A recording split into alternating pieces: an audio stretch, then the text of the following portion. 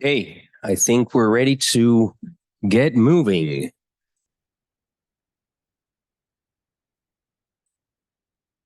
As you make your way back to your seats, I'll just start introducing the next session, which is all about talking about disease modification, kind of demystifying that a little bit and talking about what that means and how you could approach that for drug development.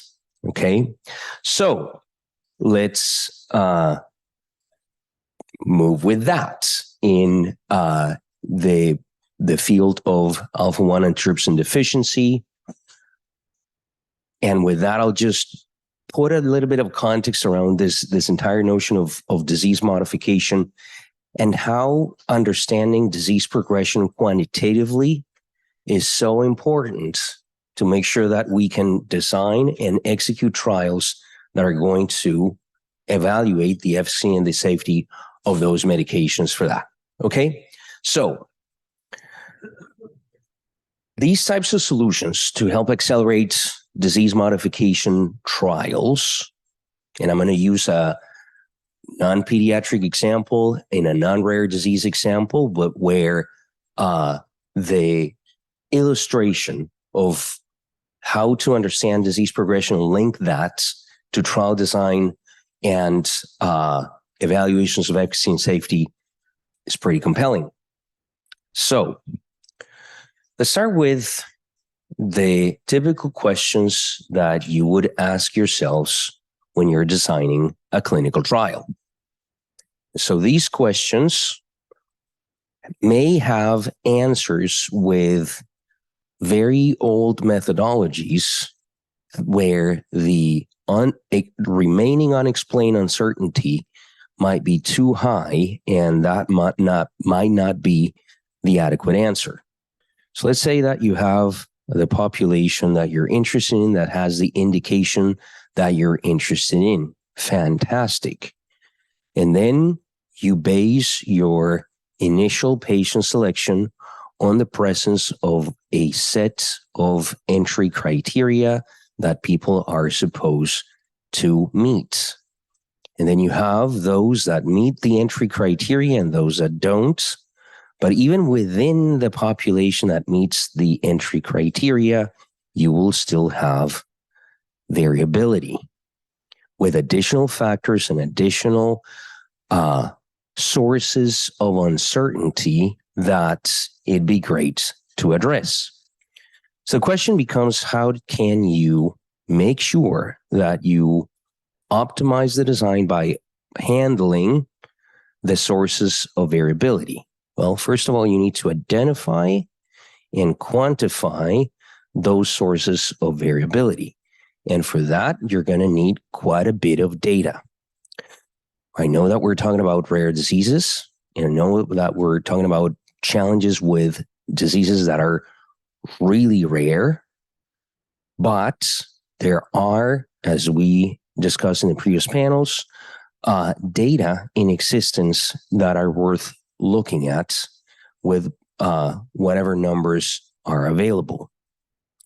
So I'm going to introduce the notion of the drug disease trial model. And this is a term that was coined by some of our colleagues at the Office of Clinical Pharmacology at the agency. And so this is, in reality, a collection of models. It has three components. The disease progression model, and that is what you really need to understand, how the disease dynamics behave over time and what are the sources of variability. A question that we always get is how many data points do you need to be able to develop such a model? Well, we can start with whatever data points we have, but what's important is to have a clear answer as to, with these many data points, however many those are, small, medium, or high numbers, this is what the remaining uncertainty looks like. This is how much you can actually explain. Why is that important? Because if you're going to study disease modification, you then need to make sure that you understand if you introduce a treatment, how the treatment can change the longitudinal dynamics of the disease. And for that, you need the drug effect modeling component, which, yeah, it does include traditional PK/PD, but it goes way beyond that, because you really need to understand how the introduction of a drug effect changes the function of the behavior of the longitudinal dynamics of disease progression. So that's the second component, the drug modeling. The third component is the trial aspects. And there's really two really important things. One is understanding the placebo effect in those trials that are really affected by the placebo effect. Anything with a neurological manifestation, that will likely require an understanding of the placebo effect, the onset, the magnitude, the duration, and the variability of the placebo effect. And then the dropouts, trial attrition. You really need to understand what is the time-varying probability of patients dropping out of the trials. Because otherwise, you are not going to be able to build those trial simulators that are truly going to inform the design of disease-modifying medications. But this is the challenge. These models require data. And we've talked about how clinical trial data are critical, especially for modeling dropouts, modeling placebo effect, and modeling drug effects. But let's start with the drug effects or the placebo effect. You can't understand how the placebo effect changes the dynamics of the disease, and then the placebo effect disappears, and how the drug effect gets introduced and asks the question if it really modifies the course of the disease, unless you have a truly good foundation to understand disease progression. So what happens if you don't have all three components? Is that the end of the world? Absolutely not. But what is absolutely the starting point? Understanding disease progression. And in a good number of these diseases, we may have a chance to get real-world data and get observational data that can help us solve this question. So this may look complicated, but don't despair. It's the transformation of data into insights. That's what this is really about. And we have our amazing colleagues from the CPATH Data Collaboration Center that make sure that the data are assessed for quality, reliability, and information value so that we can produce tangible drug development tools. Even if we start with just the disease progression modeling components, that is a great starting point, because the agency is always willing to entertain discussions about, let's just start talking about the disease progression piece. And then even if we don't have a drug to model for how it modifies the course of the disease, let's try to get in an open dialogue the best educated guess as to how that looks like. And let's all start speaking the same quantitative language. We've done this in the disease that is not rare and not pediatric, Alzheimer's disease. But what's important is that even in that disease, we were told in the beginning, well, we don't need this. We've got this. And then 2 decades worth of failures. Why? Because they could not get a handle on the interplay between sample size. And this is an example of a real trial that I'll get masked with not naming names or drugs. Sample size, okay, you increase the sample size, you're still not getting the answer. You're not getting separation between the groups. Then what about the proportion of women in the trial, knowing that women get more affected by Alzheimer's disease? Yeah, you can adjust that once you have the models, but even if you adjust that, you're still not getting the answer. Now, what about the baseline severity piece? You can still adjust that based on the model, but even if you adjust that, you're still not getting the answer. Now, what about the genetics, the APOE4 genotype? You can further adjust that, but you're still not getting the answer. And then finally,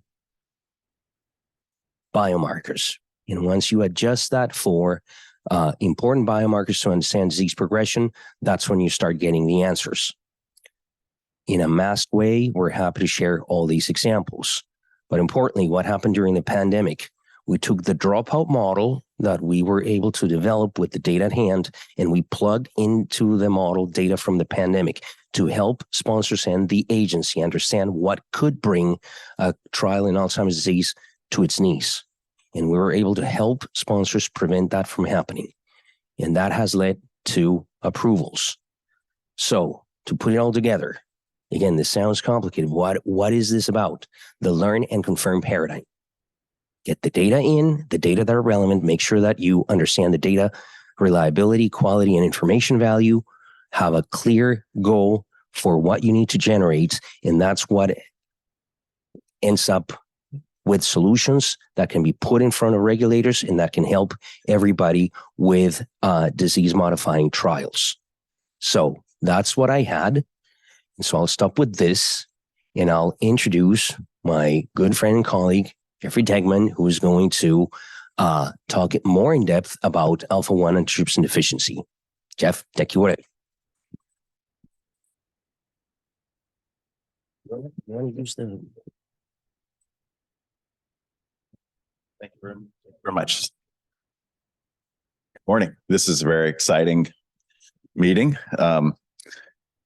So let me sort of, it's a very, very diverse group here. So, and I don't have a lot of time, but I thought what I would do is sort of do some overview of the Alpha-1, what it really means, what it's about, and then some of the information specifically in pediatrics and in variability, since that's kind of one of our themes for today.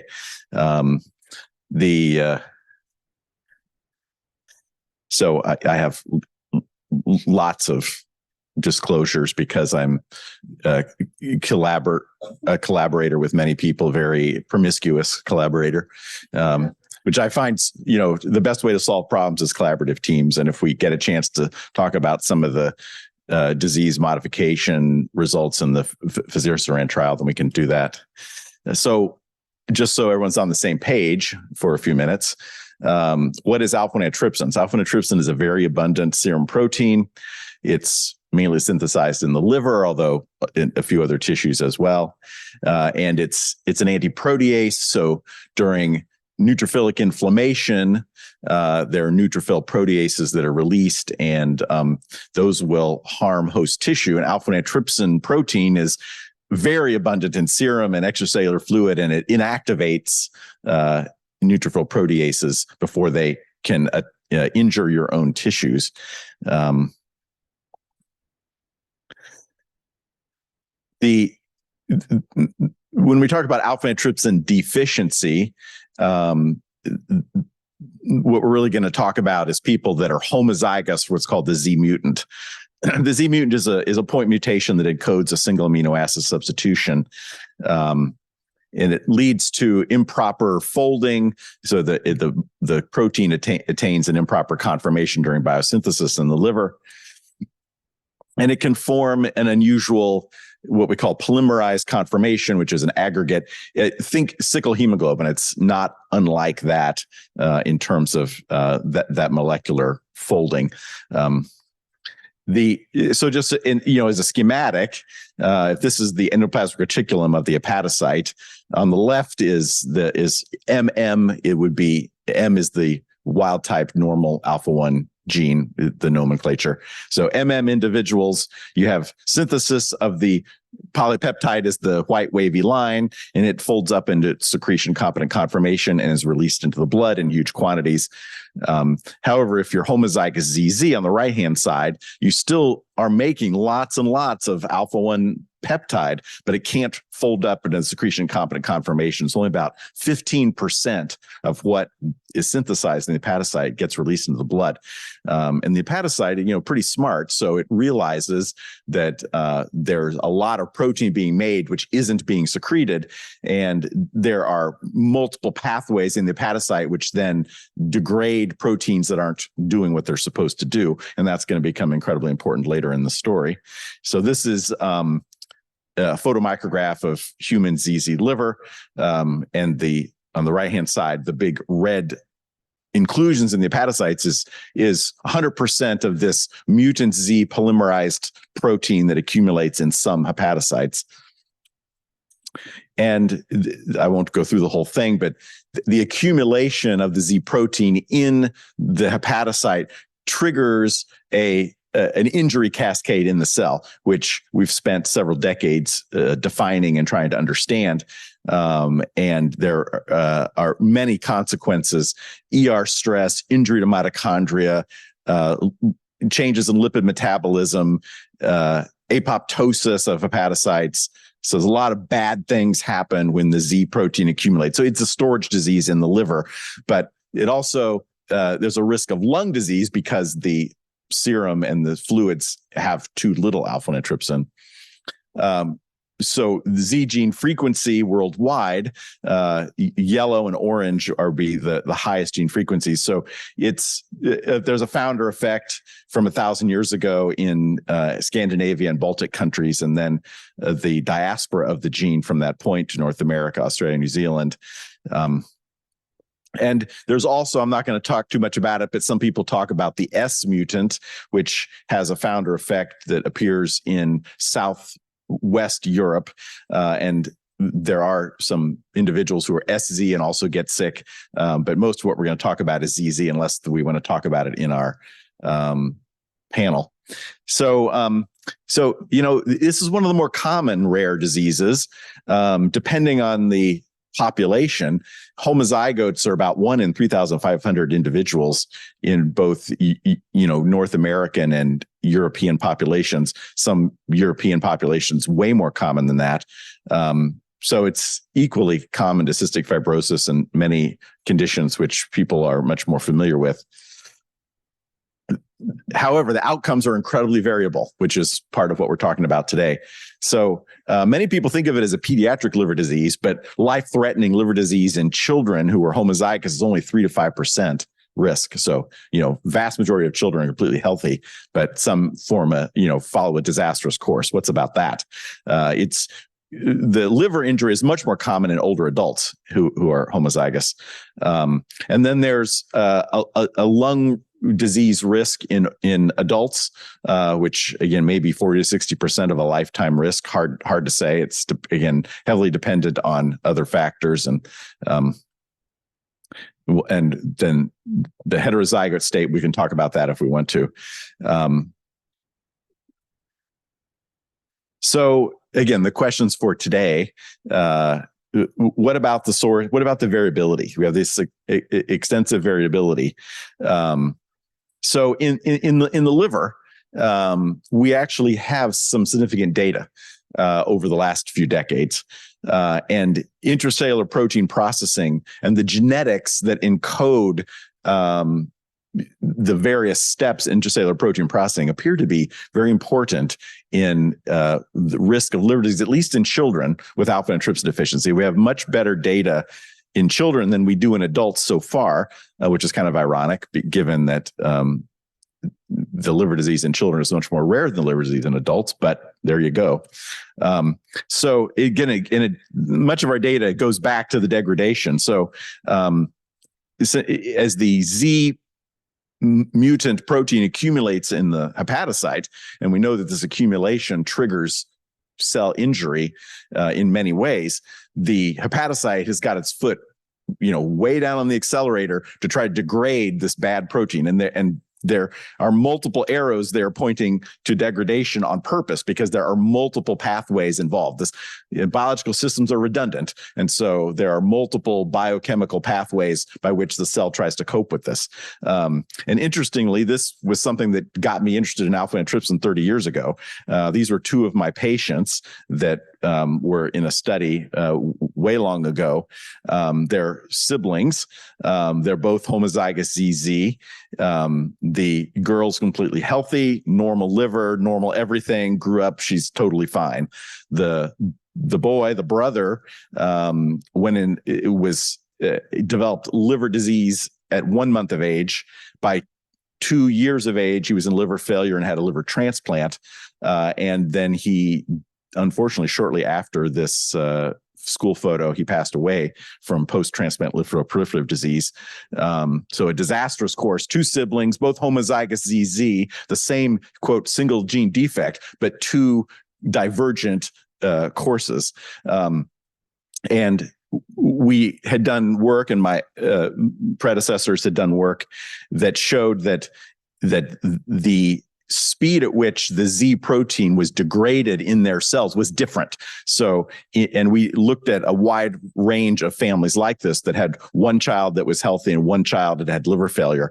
And in the children that are healthy, the Z protein is degraded much more rapidly. The T1/2 in this particular experiment was 1.25 hours. But in the children who had the liver failure, it was almost twice as much. So they're not as efficient at degrading. Now, we didn't know at that time. We just were able to measure that there are scores, if not hundreds, of genes and gene products that are involved in this degradation pathway. So at that time, 30 years ago, we didn't know. We have new data now, partly thanks to the NIH Childhood Liver Disease Research Network, and then some other work that's been done in my lab and collaborators. I actually now know the genetic reason for these particular people to be sick and not sick. I can't tell you what it is because the paper's under review, but it's incredibly exciting. And here is from David Perlmutter's paper about this. The bottom there, the vertical, I know you can't read it. The vertical is the amount of Z protein in the cells at the beginning of the experiment. These are cells from these patients and other patients like them. And then the horizontal is time as the Z protein is degraded in those cells in the experiment. This is in vitro. And you see that the two lines at the top are kids that had liver transplants, and their siblings that didn't are the ones that go down. There's been similar work done from other labs. There's some work from Rick Cypher's lab, which again showed that there were variants in another gene, the specific gene that's involved in degrading and trafficking the Z protein in the cell, amidosydase 1, and that has, in a small group of patients, not a large group, was shown that there were differences. And then the French group has also shown that there's some differences in, again, protein degradation genes between kids that had liver transplants and kids that did not. So we have strong data that at least in children with liver disease, that there's this part of the source of variability is these degradation pathways. Now, are we at a point where we can diagnose someone who's homozygous ZZ and then do a secondary genetic screen and identify the genes? We're not there yet. We may be getting close, and that's very exciting. And I think could have a big impact on trial design. With regard to the lung, there have been many people that have postulated and done research looking at the genetics of antiprotease. There are other antiproteases besides alpha-1 antitrypsin that protect host tissues during lung inflammation. And so it's been widely hypothesized. There is some data, I don't have time to go over it, in adults with lung disease, that if your compensatory mechanisms, again, might not be that robust if you have lung disease, but there's still a lot of work to be done there. And then finally, lung and liver inflammation. So alpha-1 antitrypsin is what's called an acute phase reactant. So if you're fighting infection, you have inflammation, synthesis in the liver goes up. Okay, so if accumulation in the liver is bad and synthesis goes up, that's bad, right? It also is bad for your lung, because if you've got more inflammation in the lung, but you can't produce more alpha-1 antitrypsin to go to the lung to block host tissues, then during lung disease exacerbations, people may get rapidly worse. And so those may be important, especially the inflammation. So again, if you kind of look at our cartoon here, inflammation causes more alpha-1 antitrypsin to be synthesized in the hepatocyte, but that just means more accumulates. Hardly any can still get out. So the liver gets worse and the lung gets worse. These are outcomes that we talked about that. I won't go into that. So with regard to study design for lung or for liver, should be tracking inflammation. And there are studies in adult lung disease where people have looked at exacerbations and how do you define that? What does that really mean? Is that a symptomatic thing? Is that a biochemical thing? Certainly, and this is a disease where understanding inflammation is probably important. Also, in children with liver disease, there are some children with liver disease are sick as neonates. In the first few weeks of life, they have cholestatic hepatitis. but some children with Alpha-1 don't develop that. Matter of fact, most don't develop that, but some of those children may develop liver disease later in childhood. Now, having neonatal hepatitis is a risk factor for getting worse later, but it's not absolute. So many of those kids get better on their own, and some kids who never had neonatal hepatitis get worse when they're teenagers. So as we design trials, should we be recording and stratifying for, did you have neonatal cholestasis or not? Did you have inflammation or not as a neonate? So that, and sometimes that's, retrospective, but it may be something to pay attention to. Finally, medications. So obviously, the older we get, the more medications we're given. Some of those things are prescriptions, some are over the counter. Many medications modify inflammation. And if inflammation is important for the lung and the liver, is that something that we need to be looking at carefully, controlling it when people are in trials, and recording what people's medication history is with regards to inflammation. We did an experiment 15 years ago where we in the mice with Alpha-1 liver disease, and we looked at nonsteroidal anti-inflammatory drugs. Turns out nonsteroidal anti-inflammatory drugs, they reduce inflammation in certain ways, but actually they also release inflammatory cytokines in other ways. And those inflammatory cytokines in other ways actually increase alpha-1 antitrypsin synthesis in the liver.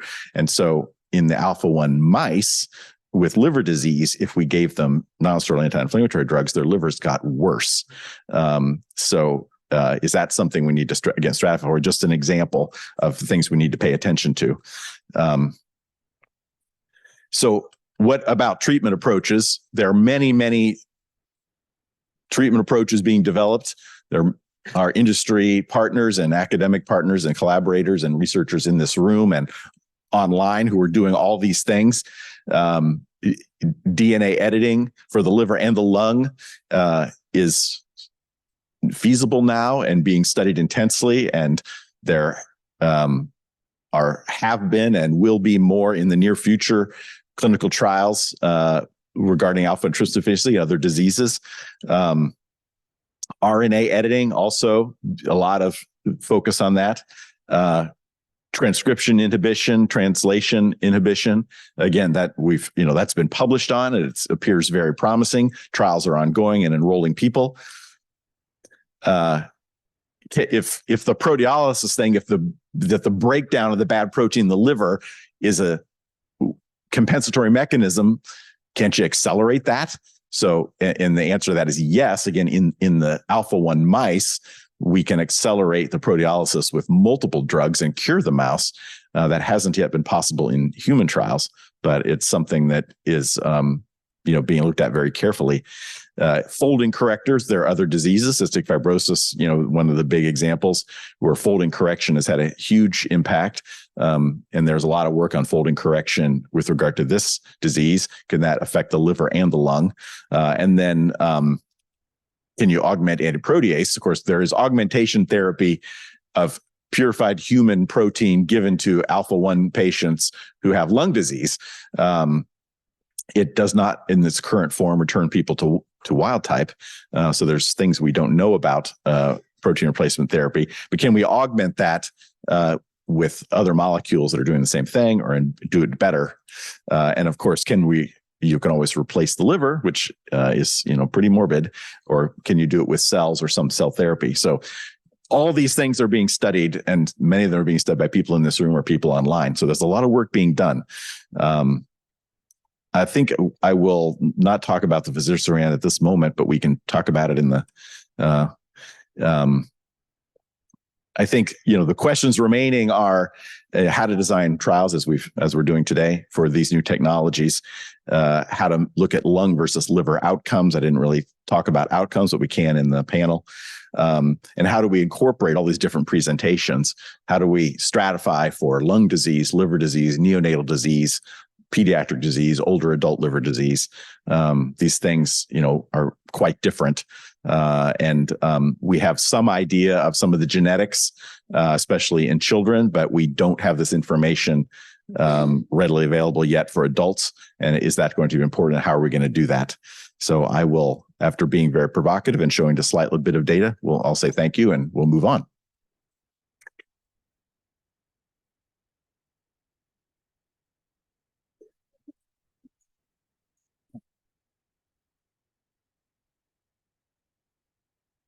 Thank you, Dr. Teckman. That was great. And now I think I'm going to invite, in addition to yourself, several of our colleagues who are working with us on our Alpha-1 Antitrypsin Deficiency Consortium on the stage to have a brief fireside chat / panel sort of a discussion. And I'd like to invite on stage Dr. Frank Anania, Dr. Prateek Shukla, Jon Hagstrom, and Dr. Teckman, you're already here. Thank you. You're welcome. Thank you. So yeah, you can just sit down. It's fine. All right. Hi, I'm Gina Smith. I'm the scientific director for the Alpha-1 Consortium that's kind of launching off at this meeting, and want to thank all of you for being here today, both in the audience, online, and on the panel today. It's certainly been a learning experience over the last year, listening and finding out more about Alpha-1. I think to bring perspective, as that has been kind of a key word of the morning, I'd like to open up the discussion with Jon Hagstrom, who's not only the board chair for the Alpha-1 Foundation, but also a ZZ Alpha patient himself and a double lung transplant recipient. So an amazing human all around, bionic. But Jon, I'll let you share your perspective about the journey with Alpha-1 and where it's going. Yeah, I think it's might not be on. Oh, how's it? Can you hear me now? Yep. Yeah. Okay. Yeah. I want to talk about a little bit about my perspective. I was diagnosed in 2008, and I was 39 years old with 29% lung function at diagnosis, and within 5 or 6 years, I was referred for transplant, and I had a successful double lung transplant at Duke in 2016. So I look in good shape now, but that certainly wasn't the case 7.5 years ago. As Jeff mentioned, the liver disease, short of transplant, has no treatment right now, and the lung treatment we have is good, and we're grateful for it. It slows the progression of the disease, but what we want to do, we don't want to slow the progression of the disease. We want to prevent the onset of the disease, and that's very different, right?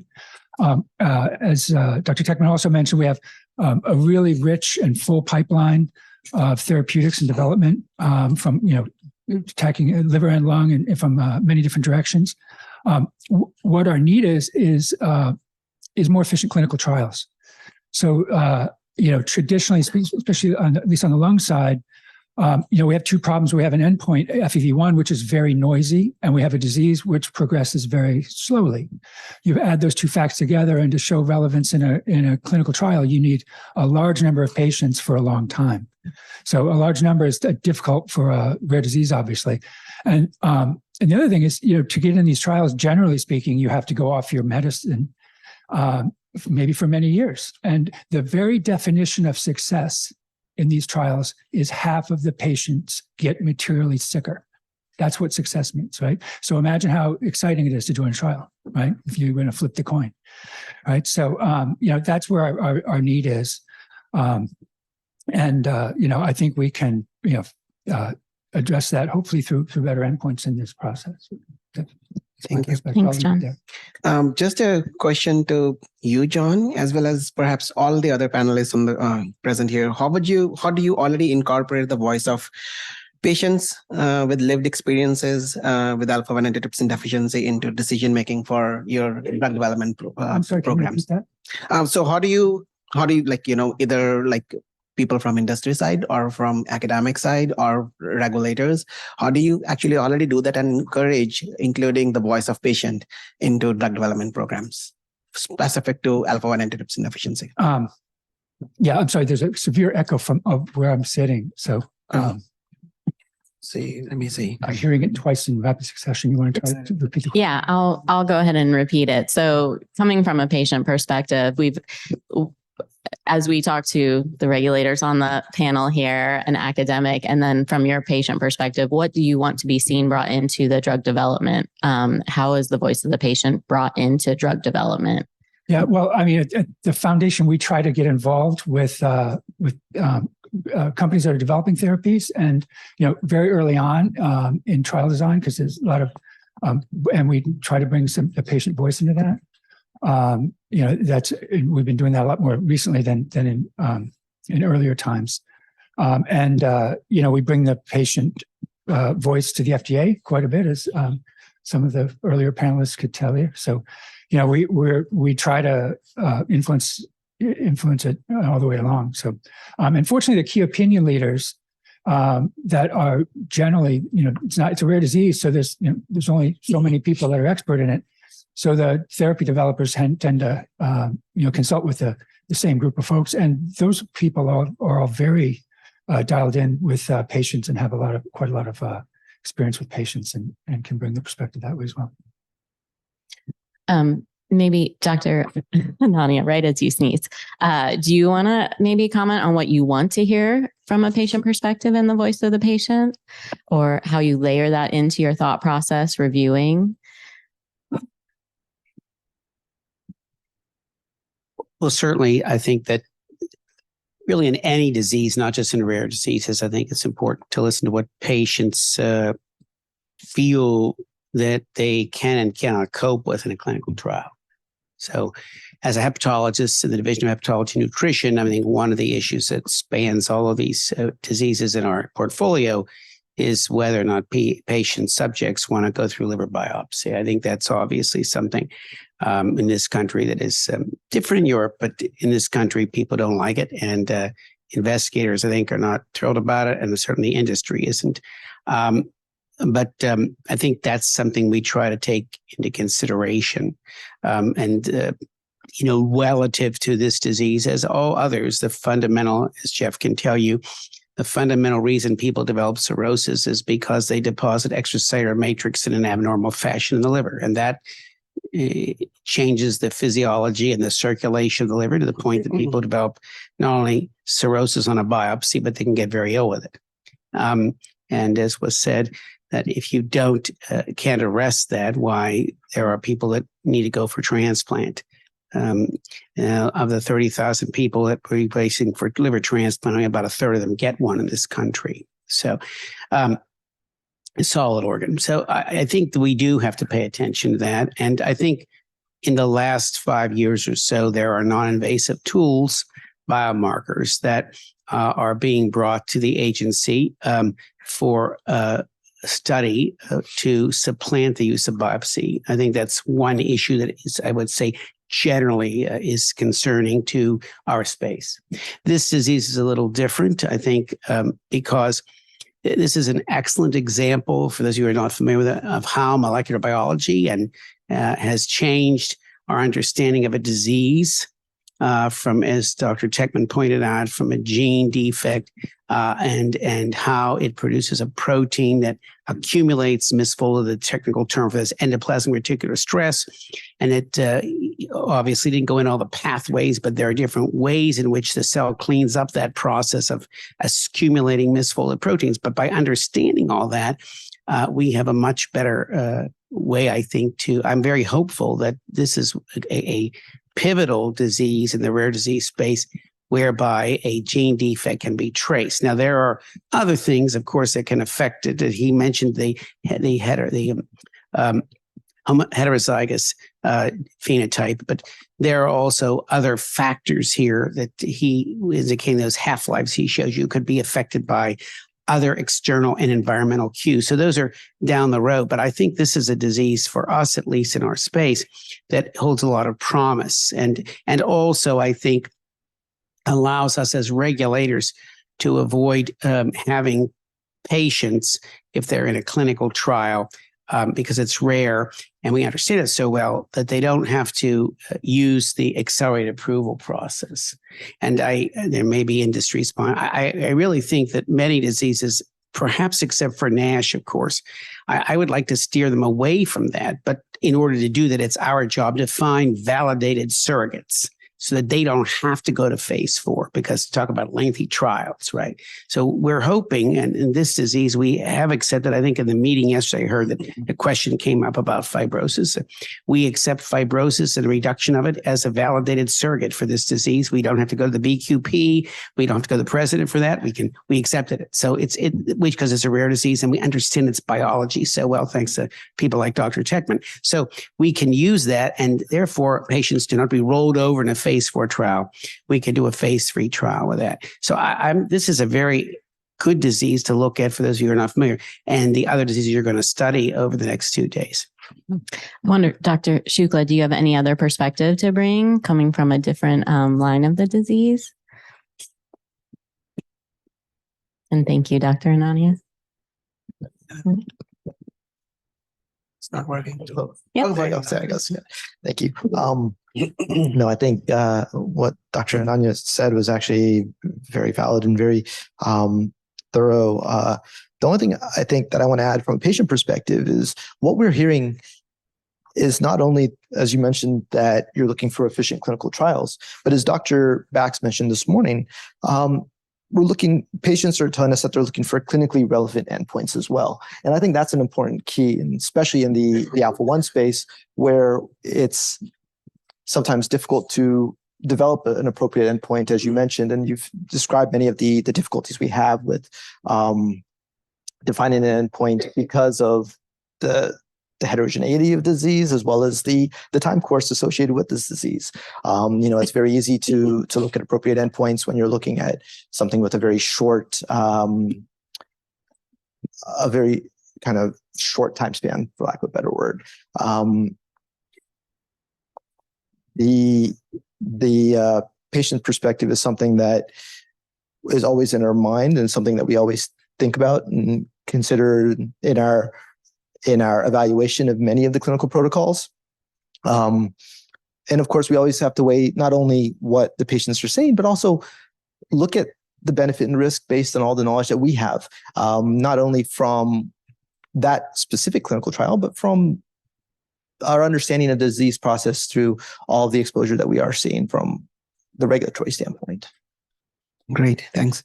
So, coming to diagnosis of Alpha-1 or recognition of Alpha-1 antitrypsin deficiency, we all know how vastly under-recognized, underdiagnosed this condition is. A question from to everybody who wants to answer this question: what is the current status of genetic screening programs to diagnose and identify AATD, and what are the potentialities to actually improve on the screening programs, and how can it be made more optimized to actually identify patients of Alpha-1 antitrypsin deficiency and to enroll them into clinical research programs? Do we want to start with Dr. Teckman, and then as a clinician? It's a. Can you hear me? Yeah, it's a good question. Right now, quote unquote screening programs are incredibly limited. With just starting with children, I mean, there's no state in the United States and no country in the world which is currently doing newborn screening for alpha antitrypsin deficiency. We newborn screen for lots and lots of things that are way less common, but we're not doing it for alpha antitrypsin. And there's various reasons for that. Partly because we don't have any intervention that's proven in children to lead to better health in the short run. Now, we think that telling people not to smoke and doing other things are valuable, but so far regulators and people have not gone into that. With regard to screening for liver disease later in childhood in adults, it's strictly based on symptomatology. So, it's physicians doing diagnostic work. And with regard to lung disease, also the same. Now, there have been various initiatives. The Alpha-1 Foundation has free testing options open to the public. And there have been pilot programs of screening in certain states and things, but right now it's still very much based on screening people that are symptomatic at the point of their physician. So I think that most people we think are not diagnosed or are misdiagnosed based on genetic statistics. There's way more people in the United States and in Europe with Alpha-1 than are diagnosed. Now, as we get better treatments and rolling out more studies, that will probably stimulate diagnosis, but it is a problem. I wonder, John. Yeah, I was going to go to you, John. We had a nice conversation yesterday about just two perspectives on that. On the Dr. Teckman talks about screening people who are symptomatic.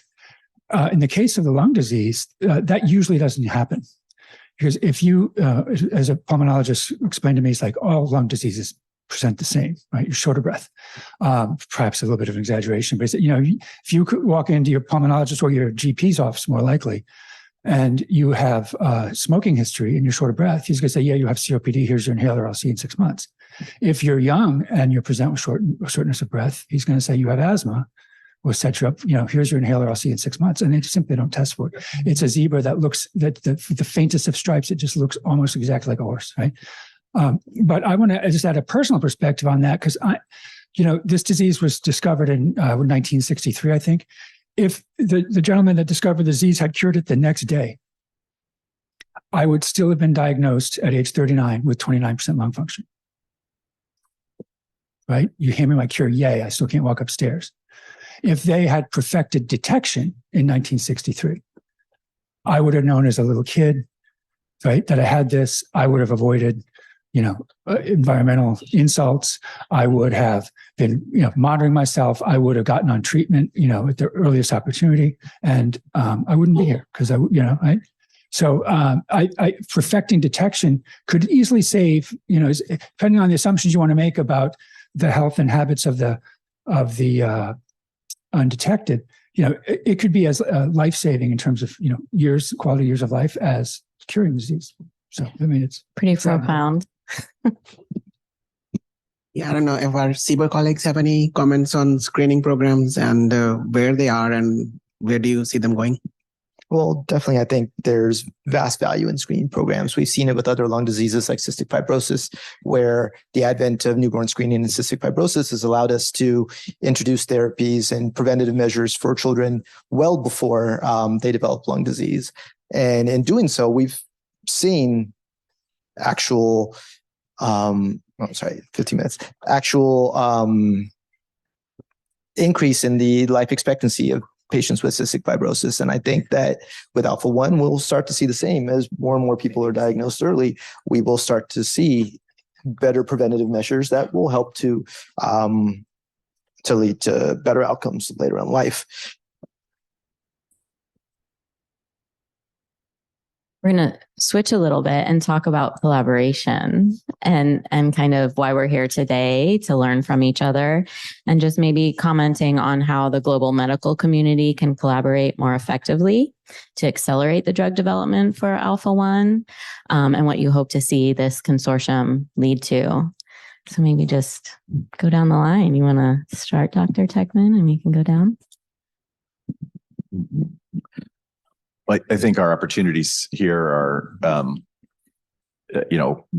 large, but I think this kind of collaboration, this kind of meeting, the kind of discussions that you're promoting, are critical. I think that, I tried to point out a few of the conundrums and questions and problems in studying this particular rare disease, but as I think we heard earlier this morning, bring together industry, physicians, patients, regulators in real time to talk about these problems shortens the time it takes to design the trial, get the trial done, and get patients healthier.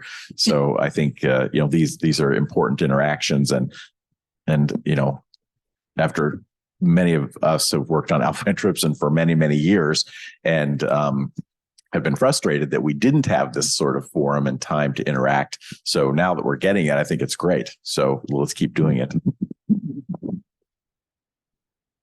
Dr. Anania, do you have anything to say about collaboration? And no, I think that, we try to be in our division with the folks that we have now. We have just some background, there wasn't a division of hepatology before the Cures Act was enacted in 2016 as part of the modernization of the Food and Drug Administration.